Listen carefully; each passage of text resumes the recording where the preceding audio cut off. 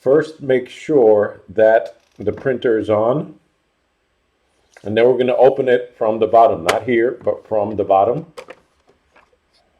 The printer ink will now center itself. It will move itself to the left, my right.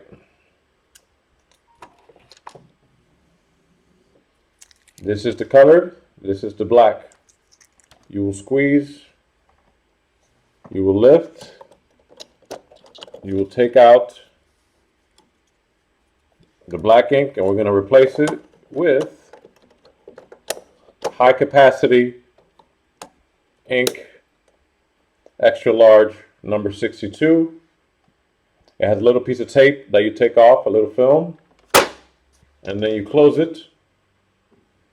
It begins to initialize, and that's it.